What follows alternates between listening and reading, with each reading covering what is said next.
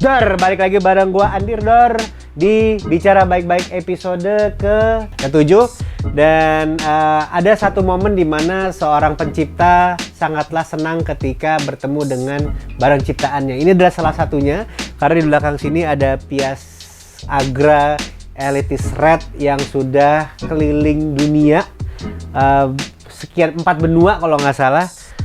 Ini udah menjadi saksi dari dunia Bike Messenger Indonesia. Siapakah dia? Jangan kemana-mana.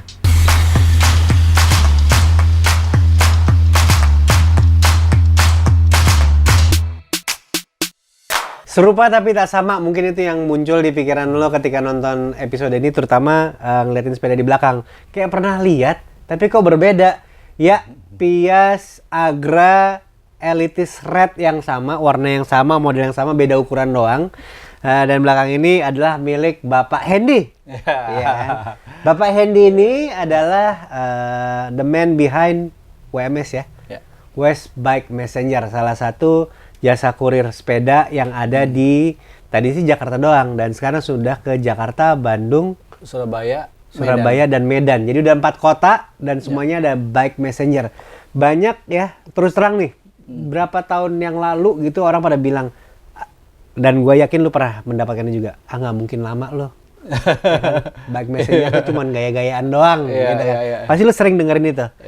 Tapi segitu susahnya nggak sih untuk sustain perusahaan seperti WMS? Wah, kalau dipikirin cerita aja sih dia sebenarnya dari awal juga emang iseng-iseng aja dulu. Iseng karena dulu kita sering sepedaan, terus nongkrong tuh pas 2012 kan pada hilang nih yang main nih. Iya. Pada kemana terus satu toko gue duluan sih, dulu toko gue West Bike tutup duluan. Yeah. Terus habis itu tempat kita nongkrong di Velodrome tutup juga. Lama-lama habis nih pada kemana nih, masa hilang sih scene ini gitu loh. Kira udahlah, coba kita bikin gue sama JJ waktu itu. Dulu gue masih kerja di kantoran, terus coba tes. JJ minta tolong dong JJ, kirimin ini.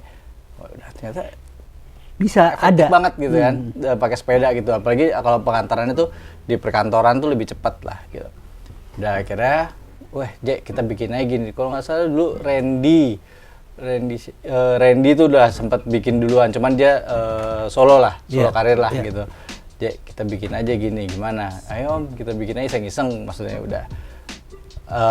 Terus gua ada sahabat Dueno pada saat itu kita baru ketemu lagi, dia baru lulus S2 pada saat itu, undang ke kantor, ke toko, bekas toko dulu zaman itu.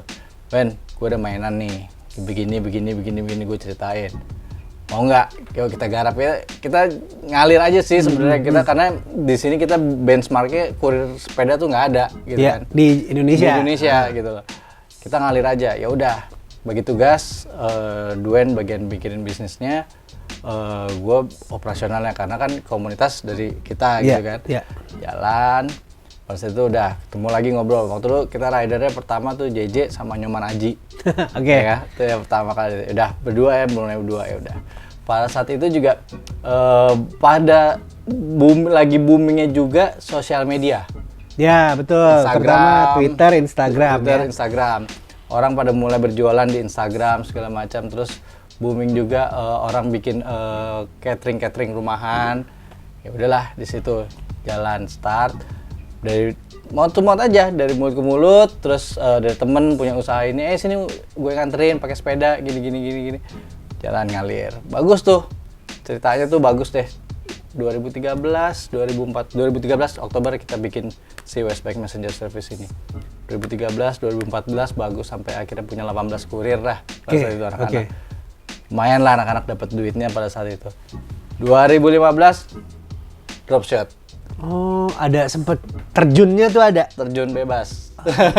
Sebelum kita masuk ke terjun bebas itu gitu.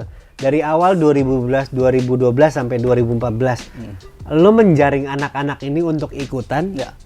Istilahnya baitnya pakai apa sih? Maksudnya kayak gue ada beberapa angle untuk orang menjadi bike messenger. Satu kepepet ya. Yang kedua terinspirasi dengan skena luar sana kayak Mesh, TCB, terus abis itu ada Makafra malah segala macam. Atau mereka masuk ke situ gara-gara purely kayak gue mau cari kerja, gue punya sepeda, gue mau nganterin barang. Oke. Iseng-iseng sih dari awalnya juga ngeliat kesibukannya si JJ sama Nyoman pada saat itu lumayan nih trafficnya gitu bagus. Terus Butuh akhirnya, tambahan. gue butuh rider lagi dong. Siapa yang mau nih gini. Lihat kita itu mereka mungkin berhitung kali ya pendapatannya gitu. Oh udah gue mau om. Karena basically sebenarnya mungkin bukan buat hidup ya, bukan buat mereka hidup, mungkin mereka masih ada sebagian besar masih bergantung sama orang tua gitu karena umur masih kuliahan kan. Cuman seenggaknya dia buat jajan part sepeda nih bisa sendiri lah. Bisa ngupgrade sepeda gitu kan. Pelan-pelan seperti itu ya udah akhirnya pelan-pelan satu-satu anak-anak komunitas dari komunitas fiksi itu dulu ya awalnya.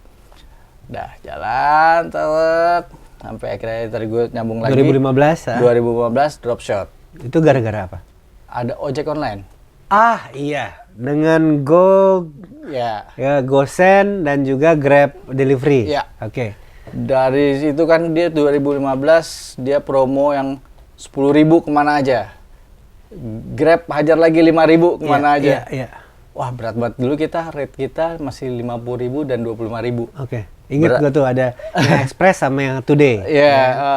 Terus berat lah akhirnya ngelawan. Bener merasa banget karena masyarakat di sini masih price sensitif banget. Yang termurah ya diambil lah gitu.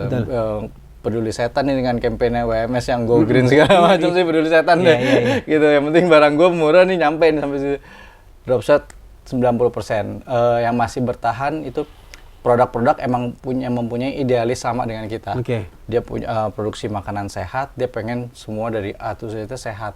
Itu yang masih bertahan. Pada saat itu juga kita lagi kerjasama sama kedutaan besar Eropa. Ada 4 kedutaan, itu yang masih berjalan sampai ini. Ya cuman tetap anak-anak berasa drop banget. Ada yang keluar pasti. Ada akhirnya pada kerja lain, jadi pindah-pindah lah akhirnya mereka kerja. Cuman ada beberapa yang masih tetap bertahan. Challenge-nya di situ tuh pada saat itu ya. Ada sedetik kayak lo mikir udah nih kayaknya udah gue tutup aja nggak? Gitu. Nggak ada. Masih tetap terus. Oke. Gue discuss sama Duen gimana nih men. Duen melihat ini kan mereka si ojek online itu udah pasti nggak mungkin lah cost-nya dia dengan 10.000, 5.000 tuh nggak mungkin karena kan mereka pakai bensin. Ya kan? Nggak mungkin. Ini cuma strategi marketingnya mereka. Kita lihat deh setahun.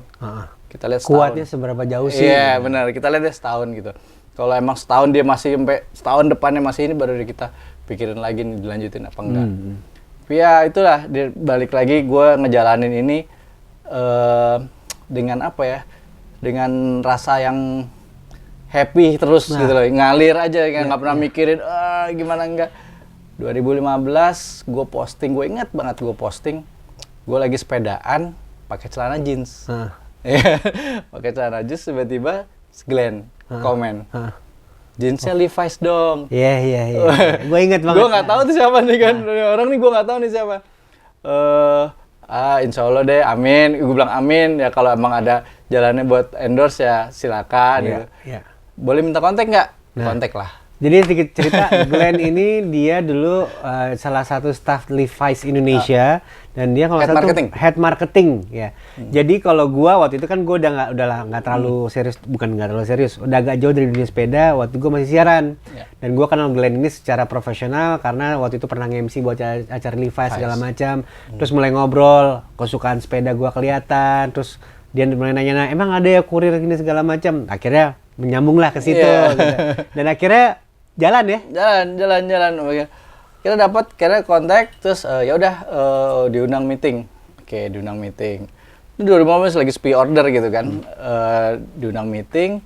Pada saat itu gue datang sama Duen, terus Glenn-nya datang. Ntar ya head Asia Pasifik mau ikut meeting. Pas Umes. Oke, pas Umes. Pas Umes mau ikut meeting.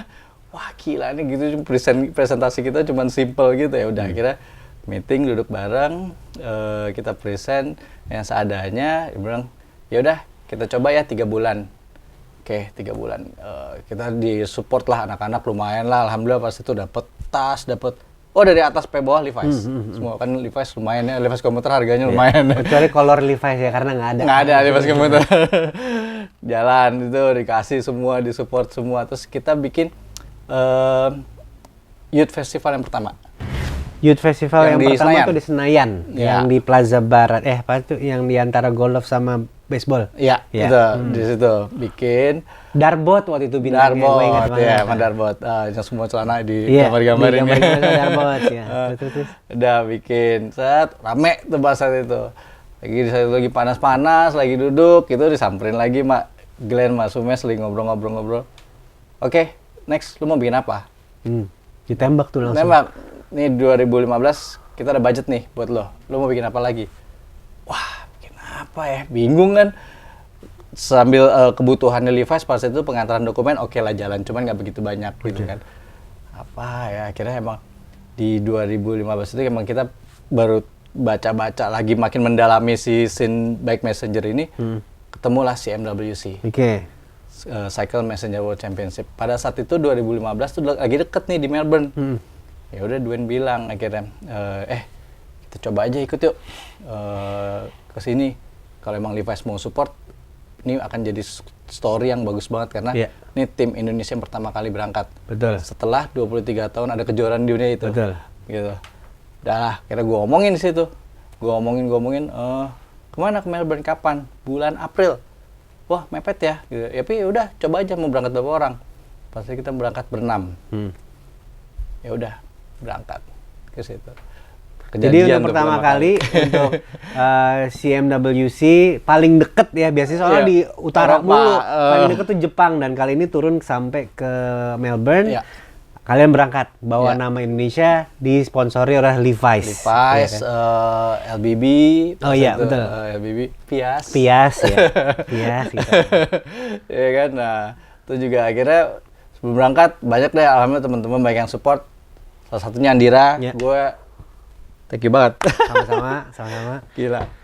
Baru pertama kalinya gue setelah sepedaan ditelepon Mandira pada saat itu, Hen, mau berangkat? Iya, gue mau berangkat nih. Gini. Lu bawa deh nih Pias 1. Oh ya udah, JJ waktu itu bawa yang colorway ya. Karena kebetulan waktu itu rider pertama, salah satu rider yang ikut sama WMS si JJ itu emang sudah pakai Pias. Jadi kenapa nggak sekalian aja dibikin Pias semua yang berangkat gitu kan? Oke, ya udah, lu size berapa? Size 50. Lu gue kasih yang merah ya. Dia bilang, yang merah apa tuh? Yang merah apa sih? Yang merah itu ada Elite Red. Jadi Pias Agra ini gue kalau bikin ada beberapa warna. Itu ada yang colorway collab yang 3 warna, ada yang warna hitam, dan warna merah ini kuantitinya tuh cuman di bawah 10 lah. Gue cuman bikin 53 2 piece, 50 ada macam-macam lah peruntukannya. Cuman bedanya waktu itu gue pernah jelasin di episode pertama, sepeda ini warna ini terutama Elitis colorway itu dia itu tidak bisa didapatkan dengan begitu aja. Bukan berarti lu punya duit, lu bisa gelontor ke gua beli merah. Tapi dia itu sepeda, kalau kata gua sama anak-anak Pias, ini sepeda yang milih ridernya. Ya, jadi gua hanya memperbolehkan warna ini atau Elitis ini untuk digunakan sama orang yang kontribusi ke dunia sepedanya itu sudah disepakati sama kita berdua mencukupi level itu. Nah, akhirnya gua izinkan untuk membawa ini.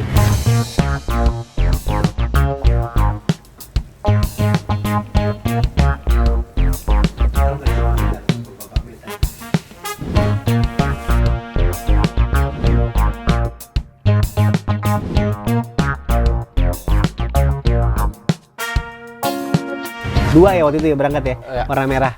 Satu lagi Fabian.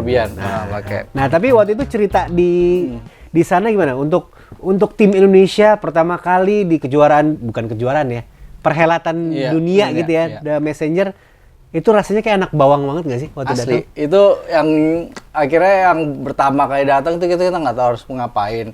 Ya akhirnya mulailah, tapi alhamdulillah kekeluargaan Bike Messenger di dunia itu mereka cukup humble, maksudnya sangat welcome lah. Apalagi mereka tahu begitu gue inget banget begitu kita datang ke pas hari Rabu pada registrasi ulang, tuan rumah itu dia si orang Australia, halo apa kabar gitu. Lu dari mana? Dari Indonesia. Oh di Indonesia udah ada nih Bike Messenger. Wah mereka suatu apa ya? Kaget ya? Exciting banget kalau ada satu negara yang mereka baru dengar.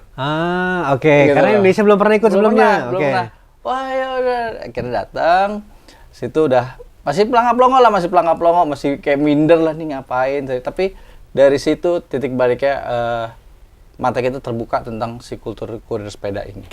Gitu, ngelihat mereka cara bergaulnya ternyata sengklek orangnya, tapi baik banget dan sangat membantu, kekeluargaan banget gitu. Dan akhirnya mikir-mikir lagi Maduen, kan gue Maduen tuh suka ngayal aja gitu. Lucu juga nih kalau dibawa ya di event ini ke Indonesia gitu ya. Wah berat, tapi kita nanya-nanya, oh berat, soalnya kan lo bakal bisa kejadian mungkin di Asia lagi tuh 4 tahun 5 tahun lah, karena pasti dari Australia pasti harus entah lagi ke Eropa, Amerika segala macam. Ya udahlah Wen, bismillah aja, kita bisa tiap tahun dapat sponsor terus. Ya udah jalan, habis itu udah bangun lah, akhirnya dari 2015 itu udah mulai menjalin networking lah sama yang mereka di luar, ngobrol, main Jepang, mau Australia segala macam. Udah 2016 itu Paris. Wih, seru juga nih Paris nih, berangkat masih support by Levi's pada saat itu. Oke, Hen berangkat, sama Glenn bilang ya udah. Kita udah kontak-kontakan lagi yang dari Australia, pada datang nggak? Ya gue datang, ketemuan. Main di Jepang, ketemuannya seru lah gitu loh. Ini kalau nggak salah yang Paris itu bulan Juli ya? Ya. Ya, soalnya gue inget banget gue diajakin ikut. Yang Australia sebenarnya gue diajakin ikut, cuman gue ada kerjaan kantor. Yang Paris itu gue diajakin ikut, tapi gue lagi di Korea. Iya, bener Korea. Berangkat tuh Paris, Levi's lagi masih ya? Masih Levi's. Itu orang-orang yang berbeda lagi dong di sana. Sebagian besar sama. Wah, sampai sana itu mata kita lebih kebuka lagi, itu kita benar-benar ngeliat. Kemarin kita ngeliat cuman sebagian kecil lah ternyata di Australia. Di Paris peserta 700 orang.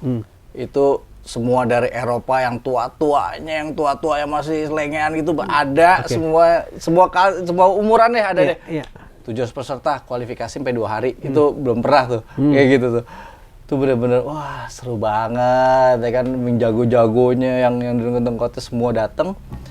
Kira udah 2016 kita prestasi pada saat itu belum bisa naik lah, karena masih 2 kali lah kita baru belajar tentang si permainan balapan ini juga. Udah deh, kira ya deh tahun depan deh Montreal kita coba ngebit ya. Gitu. Sebelum kita lari ke Montreal dan bidding Indonesia sebagai tuan rumah CMWC, mungkin buat yang baru nonton atau baru pernah selama ini dengar CMWC, itu kan Cycle Messenger World Championship ya, yang pertama kali udah ada di Jepang kalau nggak salah. Kalau pertama kali itu di Berlin. Oh, di Berlin. Ya. Nah, jadi itu kumpulan messenger dari seluruh dunia bikin event untuk sebenarnya untuk temu kangen lah. Gathering semua bike messenger. Tapi apa sih yang terjadi selama sebuah perhelatan CMWC? Ada apa aja komponennya yang utama ya? Yang utama di luar keluar jalan-jalan pada ngebir dan segala macam. Utamanya harus ada apa aja? Yang pertama tuh pasti ada ya selain dari kualifikasi, main final, ada cargo race, terus ada yang banyak party-partinya, banyak, terus tiap malam sih party-partinya. Group ride, ada group ride yang biasanya mereka misalnya di waktu di Melbourne, grup ride-nya mereka dari Sydney. Jadi dari seminggu sebelumnya tuh, dari seminggu ya, perjalanan seminggu lah tuh mereka. Karena emang ya itulah orang-orang itu kulturnya kan emang traveling ya, senangnya traveling, mengembara gitu. Dari Sydney ke ini, terus kalau yang waktu dari Paris gue lupa dari kota mana gitu ke Paris, terus Montreal juga begitu. Nah kemarin di Jakarta pengen mereka minta dari Bali, kan karena kita bikin pre-event. Oh ya harus bikin pre-event dulu. Harus bikin pre-event dulu. Harus bikin pre-event dulu di kota yang lain gitu ya. Itu sebuah kewajiban ya. Sebuah kewajiban. Bikin pre-event dulu. Waktu itu kita bikin pre-eventnya di Bali di sini. Mereka pengen, ayo dong grup ride dari Jakarta, dari Bali ke Jakarta. Pertimbangan gue Maduen lama banget tuh, berapa bulan tuh. Gila nih gue gimana ya kalau kita emang bener-bener manage to group ride dari Bali ke Jakarta. Nanya sama anak-anak, Toyor, Bahar segala macam, kita enak lewat rutenya mana gini. Tetap aja trafficnya jalan Indonesia lah Nggak bisa ditebak. Belum, ya sebenarnya sih gue lebih takut bukan masalah jaraknya, masalah safety-nya. Safety-nya bener kan, truk-truk gede segala macam. Akhirnya udah terserah. Akhirnya di situ kita bilang, akhirnya pada saat di Riga kan present lagi. Riga tuh di Latvia. Di Latvia pada 2018 kan kita sebagai tuan rumah 2019 kita present lagi bagaimana persiapannya. Di situ Duen ngomong gitu kalau kita nggak ada group ride karena masalah safety, tapi kita bikin pre-event itu, di pre-event itu ada group ride. Oh, oke, di Balinya. Di Bali. Ntar dulu, tadi dari Melbourne, Melbourne, terus habis itu Paris. Habis Paris ada Montreal. Montreal dulu di Kanada, terus habis itu di Riga, Latvia. Jadi 4 event CMWC udah masuk di bawah namanya portfolionya WMS, ya kan. Dan di situ ngebidnya sebenarnya di dua tahun sebelumnya. Oh, 2 tahun sebelumnya. Nah, waktu ngebidding itu jadi untuk penyelenggara 2 tahun kemudian itu mesti bidding di saat itu. Di saat itu. Jadi misalnya event 2020, 2018 udah ngebid nih. Ya. Nah, ngebidnya itu seribet apa sih? Seribet apa sih sebenarnya, emang udah kita kita banyak tanya-tanya lah sama yang senior si organizer di Melbourne, terus di Paris kita deket gitu ya. Ada di grup Facebooknya Duen involved di situ, jadi banyak bertanya gitu. Seribet apanya juga nggak ribet-ribet banget karena kita bertanya tuh mereka excited banget, pengen datang ke kota yang belum pernah mereka tuju. Pasti. Itu mereka optimis banget pada saat itu, udah Jakarta menang deh pasti, karena pas saat itu yang ngebid itu Jakarta sama Los Angeles. Oh, Los Angeles ya udahlah. Ya udahlah ya, Amerika gitu udah ya. pernah juga kan? Belum pernah juga. Belum pernah. Maksudnya Amerika lah, begitu dengar Jakarta, wah ini kota apa nih? Baru nih gitu. Itu mereka pasti excited banget gitu. Dan akhirnya itu sih 2017 juga salah satu tahun yang nggak bisa gue lupain juga karena ya itu kita menang bidding, terus baru pertama kalinya juga Indonesia bisa masuk final JJ. Waktu 2019 ada satu masalah lagi yang hampir ganjel yang namanya CMWC Jakarta, yaitu pemilu. Iya. Iya kan? Pemilu itu bikin CMWC Jakarta mundur tanggal. Bener kan? Udah gitu ada beberapa pertimbangan yang kayak 01 apa 02 yang menang itu agak berat itu kan. Nah, itu apa? Gue baru ingetnya, begitu habis kita menang, pas malamnya, kita 2019. Anjing 2019 kan pemilu ya. Wah, gimana kurang berpikir panjang. Gimana nih akhirnya gue tanya-tanya sama teman-teman gue di partai pemerintah, kapan sih pemilu itu, kapan sih? Kira pada saat itu kan April, Mei, April. Nyoblosnya April lah pokoknya. Oke, 9 April aman. Terus mikir lagi kandidat. Itu gue analisa banget tuh sama Duen tuh. Kandidatnya siapa nih? Cuma kalau 3 gawat nih. Kalau 3 udah bisa 2 periode nih. Wah, cuma 2. Ya udahlah menang kalah nih. 2 putaran ya. 2 putaran kan. 2 putaran. Oh, cuma 2 aman. Ya udah. Terus akhirnya alhamdulillah aman. Terus dari pemerintah juga udah akhirnya gue sowan ke Menpora pada saat itu di ACC udah jalan. Agustus tetap. Agustus 2019 menjadi satu sejarah di dunia baik messenger juga dunia sepeda, dunia event. Karena adalah event yang sebenarnya bukan non musik, non seni ya, non balapan juga, non sport ya kan. Bener-bener acara yang unik yaitu CMWC main di Kemayoran J-Expo. Nah itu udah kebayang pasti ribet-ribetnya setengah mati karena gua ngerasain sendiri. Gua aja yang nggak terjun di panitia udah tahu tuh ribetnya setengah mati. Tapi akhirnya feedback yang gue lebih penasaran adalah feedback dari messenger dunia, terutama mereka yang baru pertama kali ke Jakarta. Mereka feedback untuk acara CMWC-nya dulu deh. Oke, mereka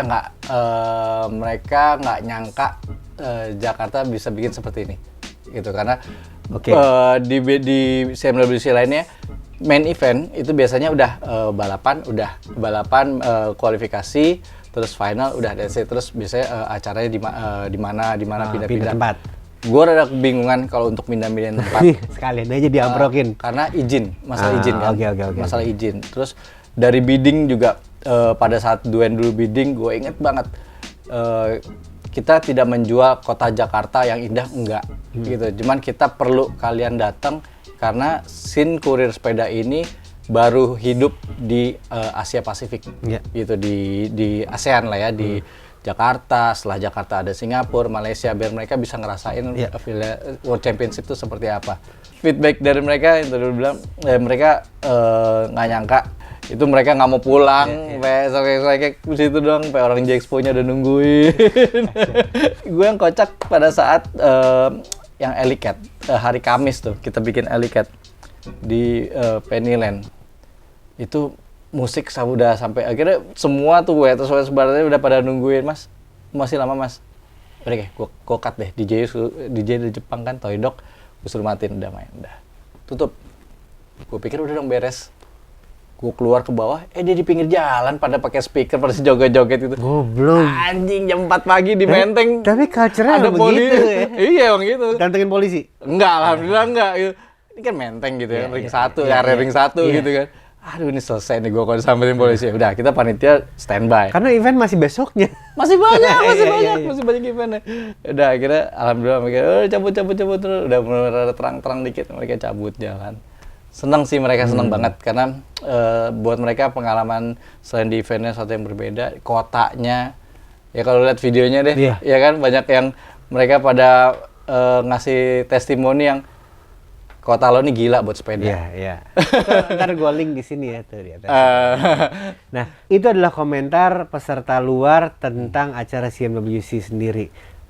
Mereka komentar nggak tentang traffic Jakarta atau traffic Bali? Jakarta sih khususnya gila buat mereka. Apa ini? Gila. Mereka angkat tangan banget buat kurir-kurir sepeda di Jakarta. Lo bisa kerja dalam situasi jalanan seperti ini gitu. Ini sama yang terjadi kayak waktu tahun 2011-2012 waktu itu gue bawa anak-anak mesh ya. Sama ada beberapa lah, ada Patrick Thames, ada siapa lagi tuh, Proli. Dia nyobain Jakarta gitu. Dia bilang selama ini gue pikir New York udah paling keras. Bener. Ternyata kalau lu survive Jakarta, lu bisa survive di mana aja. Bener kayak gitu berarti ya? Bener. Karena Jakarta lu mesti handle sama bus, lu mesti handle sama angkot. Ada lagi ojek, motor. Nah, itu yang lebih mereka bus gitu-gitu enggak, cuman motor, skuter, mereka bilang skuter. Sama skuter lu gila di sini. Lu bilang nggak hati-hati sama skuter yang karakteristiknya gini, yang ngesen kanan belok kiri gitu. Oh udah, Dwayne kalau nggak salah sempat bikin konten seperti itulah, ada ngasih tahu lah informasi seperti itu gitu. Tapi ya bagus lah kalau Jakarta diingat sebagai apa, terutama Messenger ya. Itu adalah sebuah tempat yang kerjanya sulit gitu. Ini CMWC tahun ini nggak ada berarti ya, 2020 geser ke 2021 di Bogota, Kolombia. Bogota itu di Kolombia, bukan Bogor kota ya. Diulang. Oke. Terus habis itu 2022 ada di Yokohama. Nah, kalau memang teman-teman pingin lihat seperti apa sih, dan kemarin kelewatan yang di Jakarta, pergilah ke Yokohama, sempetin. Dan di situ enak banget yang namanya sepedaan di Jepang. Jalanannya mulus ya. Gue belum pernah juga sih, cuman baru kayak baru gitu dong, enak juga nih. Terus habis itu Yokohama itu deket Tokyo, jadi lu dari Tokyo bisa touring ke situ dan bawa sepeda. Untuk pertama kalinya mungkin yang baru pada beli sepeda lipat atau mungkin sepeda bisa dibongkar, bawalah. Karena sepeda di Jakarta itu cuman baru satu level doang. Ketika lu bawa keluar kota dikit aja, rasanya kan beda, ya kan. Nah, balik lagi ke masalah Messenger. WMS kedepannya kita masih jalan terus kan. Sekarang udah 4 kota, 140 rider. 140 rider, dan kita ngarepin yang banyak karena udah semakin banyak orang yang pakai bike messenger karena udah mulai mawas gitu bahwa oh iya nih usaha gua mesti green atau segala macam, karena itu satu-satunya yang bisa lo jual di situ kan. Karena kalau perang harga gak akan kelar. Setuju ya? Jadi kalau teman-teman punya perusahaan yang punya tanggung jawab lebih ya tentang give back to environment, please kontak WMS atau mungkin ya bike messenger yang kalian tahu aja deh siapa aja. Bike messenger 2020. Gengsi atau fungsi? Lebih ke gengsi atau fungsi? Di 2020 fungsi. Udah semakin paham ya? Karena alhamdulillah kemarin selama pandemi ini Kan emang dari 2016 kita udah menjadi suatu badan perusahaan. Ya usaha kita adalah salah satu dari 11 perusahaan yang boleh beroperasi selama pandemi kemarin, 3 bulan kemarin tuh. Oh, boleh ya? Boleh. Jadi alhamdulillah anak-anak bisa jalan terus, bahkan ordernya juga lumayan, makin grafiknya naik. Gua nggak tahu deh nih analisanya bener apa enggak, kalau yang orang sepedaan tuh sehat jadi nggak tertular apa gimana. Alhamdulillah anak-anak gua sampai sekarang sehat-sehat. Sehat-sehat aja. Jadi ini semacam pembalasan dari 2015 ya. 2015 begini, tapi pandemi lu begini. Gitu. Tapi lu tidak berdoa supaya pandemi jalan terus. Jangan ya? terus, jangan. Repot juga. Berarti nggak usah ditanya lagi bahwa sepeda yang paling banyak ceritanya adalah sepeda ini, karena ini keliling CMWC. Udah 4 benua. 4 benua. Ya, sepedanya aja udah yang brand ownernya belum. Ya. Oke, thank you Hen udah main di sini, bicara baik-baik. Jangan lupa subscribe, like, komen di bawah. Kita undang siapa lagi silahkan ditulis ke bawah. Share ke teman-teman lo yang mungkin seneng soal sepeda atau soal bike messenger, boleh tanya-tanya langsung ke akunnya ada @WMS Westbike. @WMS Westbike. Kita ketemu lagi di episode berikutnya.